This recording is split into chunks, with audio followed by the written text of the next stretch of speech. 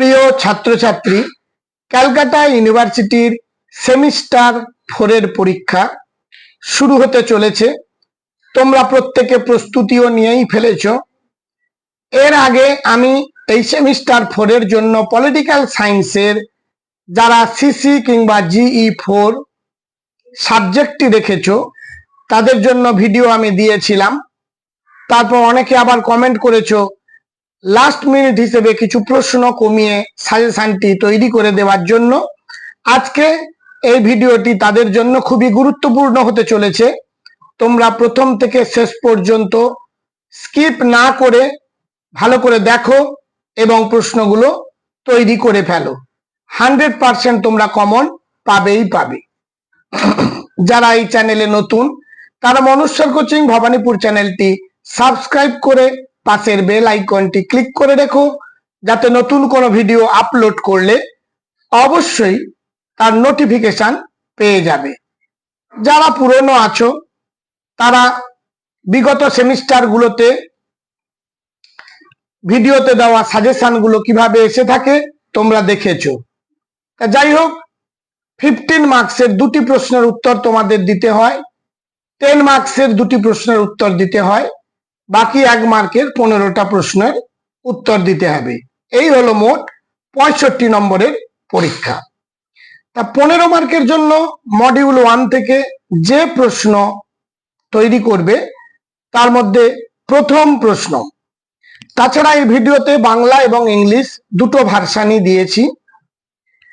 1 নম্বর, আন্তর্জাতিক সম্পর্কের আলোচনায় নারীবাদী দৃষ্টিভঙ্গি আলোচনা করো। এই প্রশ্নটি ভেরি ভেরি ইম্পর্টেন্ট তোমাদের জন্য।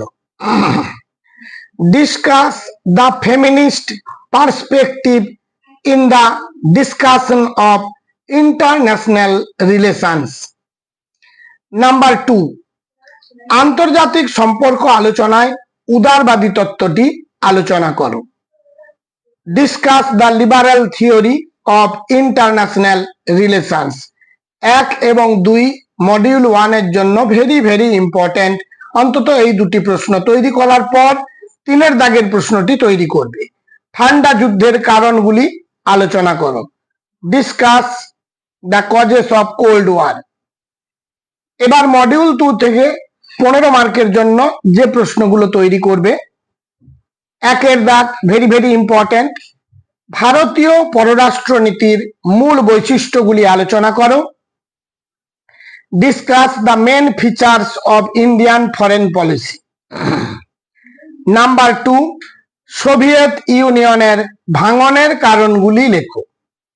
Right the reasons for the breakup of the Soviet Union. Number 3, ভারতের পররাষ্ট্রনীতির অন্যতম নির্ধারক রূপে অর্থনীতি, ইতিহাস ও আদর্শের গুরুত্ব আলোচনা করো।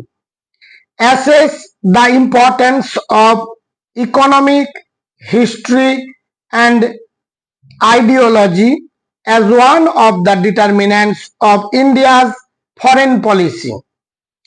তাহলে মডিউল 1 এবং মডিউল 2 থেকে 15 মার্কের জন্য যে একটি করে তোমাদের পরীক্ষায় লিখতে হবে, 2টি করে প্রশ্ন থাকবে, তা আমি 3টি করে দিয়েছি। তার মধ্যে মডিউল 1 থেকে 1 এবং 2 ভালোভাবে তৈরি করবে। আমি আশা রাখি একটি প্রশ্ন কমন পাবে। মডিউল 2 থেকেও 1 এবং 2 দুটি প্রশ্ন ভালোভাবে তৈরি করার পর 3 প্রশ্নটি তৈরি করবে। এরপর 10 মার্কসের জন্য মডিউল 1 থেকে 10 মার্কসের জন্য যেগুলো তৈরি করবে, হ্যান্স জে মর্গানথাউ এর বাস্তববাদী তত্ত্বের 6টি নীতি উল্লেখ করো। Mention 6 principles of realist theory of মর্গানথাউ।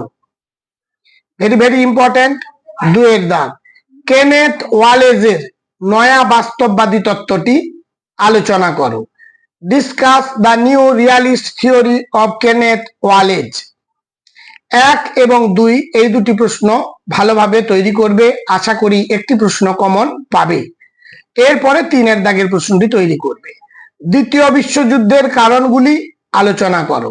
Discuss the causes of world war 2। এবার মডিউল 2 থেকে 10 মার্কসের কোশ্চেন। ভারতের পররাষ্ট্রনীতিতে জোট নিরপেক্ষ নীতির গুরুত্ব লেখো।